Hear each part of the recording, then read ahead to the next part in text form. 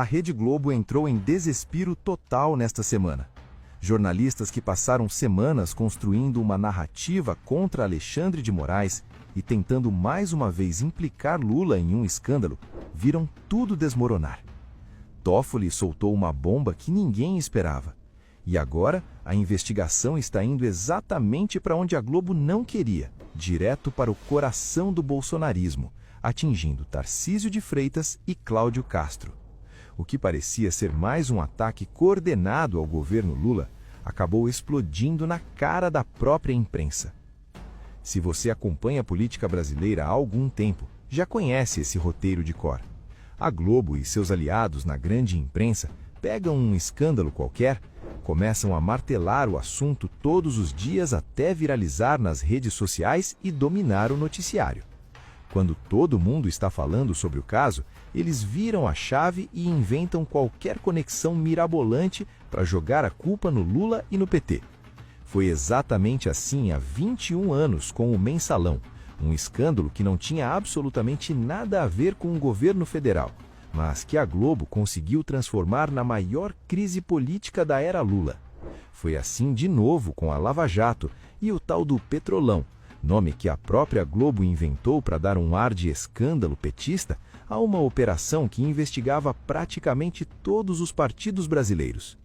Esquemas de propina que existiam há décadas, envolvendo políticos de direita, centro e esquerda, mas que a Globo conseguiu transformar em crime exclusivo do PT.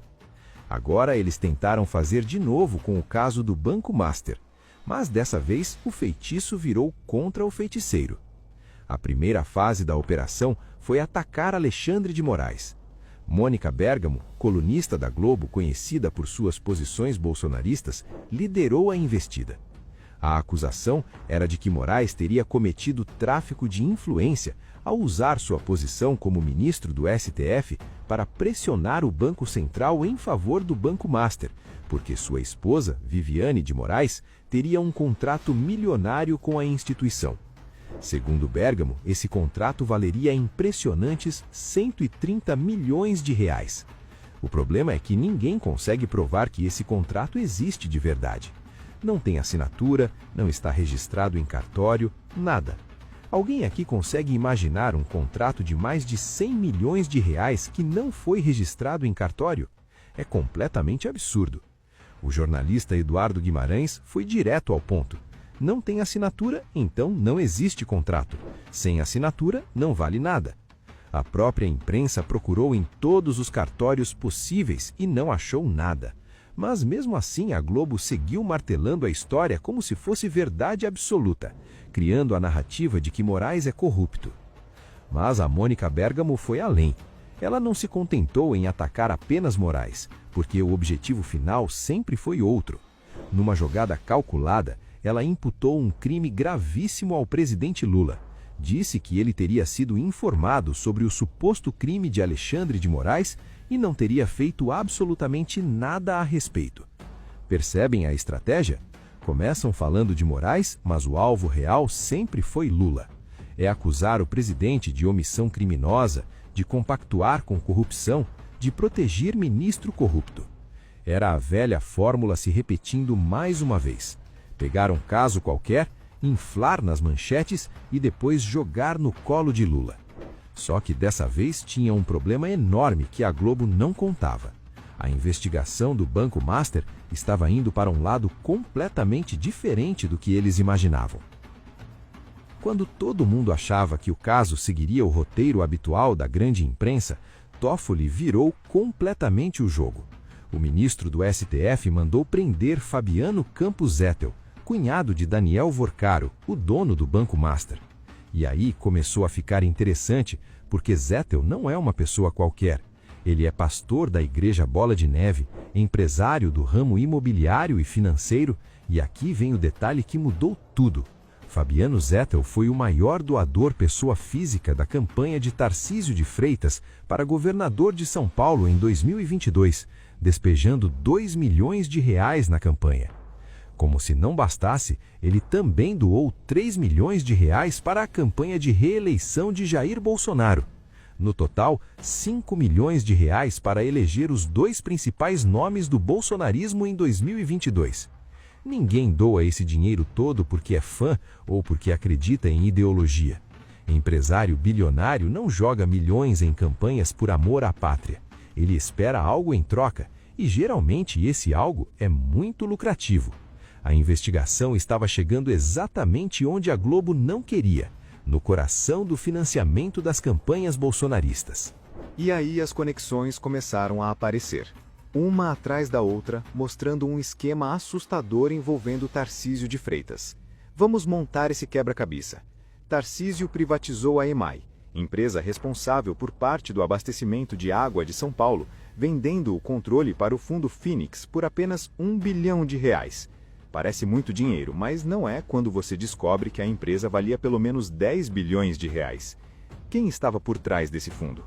Nelson Tanuri, empresário conhecido por comprar empresas em dificuldade. Logo depois de assumir o controle, o que aconteceu? A EMAI, agora privatizada e sob gestão do grupo de Tanuri, aplicou R$160 milhões em CDBs do Banco Master em setembro. Dias depois, no começo de outubro, Tanuri revendeu a EMAI para a Sabesp por R$1,13 bilhão. Apenas um mês e meio depois dessa revenda, em novembro, o Banco Central decretou a liquidação extrajudicial do Banco Master. Percebem o timing perfeito? Tanuri conseguiu repassar a EMAI antes que o prejuízo dos 160 milhões aplicados no Master aparecesse no balanço. Privatização suspeita, aplicação milionária em banco problemático, revenda rápida. E no meio de tudo isso, o governador que recebeu milhões do cunhado do dono do banco. Coincidências demais para serem coincidências. Enquanto isso, no Rio de Janeiro, outro escândalo gigantesco envolve o governador Cláudio Castro, mas a Globo praticamente ignora. Castro pegou R$1 bilhão do Rio Previdência, o fundo de pensão dos servidores públicos estaduais, e investiu no Banco Master. Esse dinheiro é sagrado, gente. São as contribuições que os servidores fazem todo mês pensando na aposentadoria, porque todo mundo sabe que depois da reforma da Previdência de Bolsonaro, praticamente ninguém mais vai conseguir se aposentar com dignidade pelo INSS. Os fundos de pensão existem justamente para garantir que os trabalhadores tenham uma velhice decente. E o que Castro fez? Jogou quase R$1 bilhão desses recursos em um banco que já estava claramente em crise. O Tribunal de Contas do Estado do Rio alertou formalmente o governo sobre os riscos dessa operação já em outubro, antes da quebra do banco. Técnicos do TCE disseram claramente que o Banco Master estava em situação extremamente duvidosa, que oferecia taxas impossíveis de serem sustentadas no mercado, que tudo indicava falência iminente. Mesmo com este alerta oficial, Castro não só manteve o dinheiro lá, como fez novos aportes. Agora o dinheiro sumiu, o banco quebrou, e quem vai pagar esse rombo? Os cofres públicos do Rio de Janeiro. Ou seja, Castro efetivamente roubou R$500 milhão dos servidores, porque vai ser o povo fluminense que vai ter que cobrir esse prejuízo com impostos ou corte de serviços. E a cobertura da Globo sobre isso? Praticamente zero. O RJTV, que é o principal jornal da Globo no Rio e passa no horário do almoço e no início da noite, quando todo mundo está assistindo, não fez uma matéria sequer sobre esse escândalo. Mas tem mais problemas nessa história toda, e esses problemas envolvem diretamente a Polícia Federal.